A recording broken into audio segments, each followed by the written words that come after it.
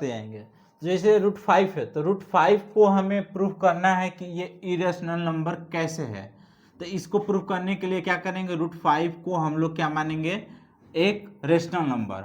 तो late √5 B rational. क्या कर लिए, √5 को हम लोग क्या मान लिए, रेशनल।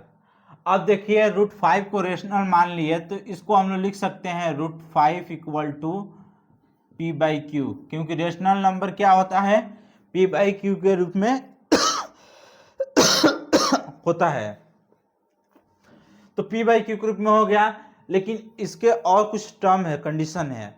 p/q के रूप में हो गया, लेकिन जहां pq क्या है, where p and q are coprime. क्या है, P और Q क्या है, को प्राइम। को प्राइम क्या होता है, इसको भी थोड़ा सा शॉर्ट में समझ लेते हैं। को प्राइम का मतलब जिसका HCF, यानी यहाँ पर P और Q है, इसका इसके बीच दोनों का HCF जो होगा 1 होगा, यानी इसमें 1 के अलावा दूसरा कोई कॉमन फैक्टर है ही नहीं, ये हुआ को प्राइम। इसके मतलब यही को प्राइम का मतलब होता है कि इन दोनों में जो है कॉमन फैक्टर 1 के अलावा कुछ है ही नहीं। तो इसलिए हम मान लिए, क्या कर लिए, √5 को रेशनल में माने, √5 इक्वल टू p/q हो गया, और p और q को क्या बोलते हैं, को प्राइम। p और q को प्राइम बोलते हैं। आप देखिए क्या करेंगे, स्क्वायर करेंगे, दोनों तरफ स्क्वायर करने पर, squaring both side, both side squaring करते हैं तो 5 का स्क्वायर हो गया इक्वल टू p/q का स्क्वायर। ये 5 का स्क्वायर क्या हो जाएगा, 5, और इधर क्या हो जाएगा, p²/q², ये इधर आ जाएगा 5q² इक्वल टू p²। आप एनसीईआरटी में एक थ्योरम पढ़े होंगे, जिसमें उस थ्योरम में बताया जाता है कि यदि p² 5 जो है p² को डिवाइड करता है, क्योंकि देखिए इसके फैक्टर में है, ये जो है p² इसके फैक्टर में, क्योंकि 5 मल्टीप्लाई q² है तो इसके फैक्टर में है, यानी इसमें किसी संख्या से मल्टीप्लाई करने पर p² आ रहा है। तो उसमें बताता है कि 5 यदि p² को डिवाइड करता है तो 5p को भी डिवाइड करेगा, उसमें थ्योरम में बताया गया है। तो क्या हो जाएगा, 5 डिवाइड्स p², तो 5 डिवाइड्स p। अब देखिए इसको हम लोग यहां पर 1 मान लेते हैं, इसको मान लेते हैं 2। अब देखिए ये 5 डिवाइड्स p है, तो 5 में ये कुछ ना कुछ इसमें मल्टीप्लाई करने पर p आ जाएगा। तो इसीलिए अगला क्या मानते हैं, late 5c equal to p, क्या मान लिए, 5c इक्वल टू p, यानी 5 में किसी नंबर से मल्टीप्लाई करेंगे तो क्या आ जाएगा, p आ जाएगा। अब देखिए इसमें भी क्या करना है, दोनों साइड स्क्वायर करने पर, दोनों साइड स्क्वायर करते हैं तो 5 का स्क्वायर, 5 का स्क्वायर इक्वल टू p का स्क्वायर,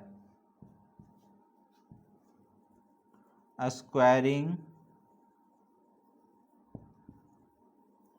बोथ साइड। अब देखो 5 का स्क्वायर करेंगे तो 25 हो जाएगा, c², इधर हो गया p²। और कुछ नहीं करना, p² का वैल्यू इसमें पुट कर देना है।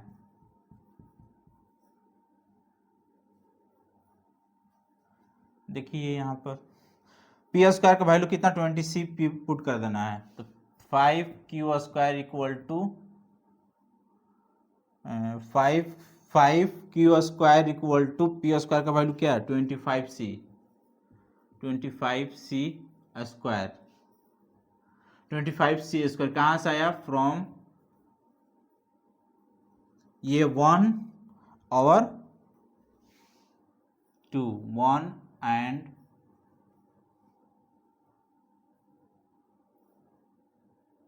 इसको एक मिनट इसको 2 माना है ना, ये 3 है, 1 एंड 3। अब देखो 5 से ये कट जाएगा 5, तो Q square equal to 5 c²। यहाँ पर भी 5 divides Q square, 5 divides Q. अब देखिए हम लोग को क्या यहाँ पर पी क्यू में 5 क्यू को भी डिवाइड कर रहा है, 5 पी को भी डिवाइड कर रहा है, तो इससे ये मालूम चल रहा है कि 5 क्या है, एक कॉमन फैक्टर है। 5 क्या हो गया, कॉमन फैक्टर, यानी पी और क्यू में 5 कॉमन हो गया। और यहाँ पर हम क्या माने हैं, पी और क्यू क्या है, कोप्राइम है। यानी यहाँ पर हम तो माने कोप्राइम, उसमें एक के अलावा कोई कॉमन फैक्टर है ही नहीं, लेकिन यहाँ पर तो 5 दोनों को डिवाइड कर रहा है, इसका मतलब कि दोनों में 5 कॉमन है। तो ये तो हमारा कॉन्ट्राडिक्शन हो गया। तो यहाँ पर क्या लिखेंगे, 5 is a common factor of P and Q। 5 क्या हो गया, कॉमन फैक्टर हो गया P और Q का। P और Q का क्या हो गया, 5 कॉमन फैक्टर हो गया। तो P और Q का 5 कॉमन फैक्टर हो गया, तो ये क्या करेगा, दिस मेक्स आवर assumption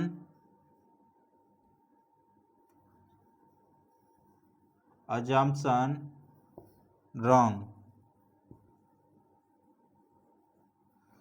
क्या हो गया, ये हमारे ऑब्जर्वेशन को क्या कर दिया, रॉन्ग कर दिया। इसलिए यानी देयरफॉर √5 इज इरेशनल।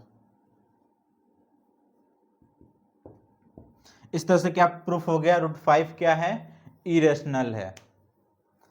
ये देख रहे हैं, बहुत आसान तरीके में हम बता दिए और अपने लैंग्वेज में बताए। इसको लिखने से आपको फुल मार्क्स मिलेगा, एक भी मार्क्स कटने की संभावना नहीं है।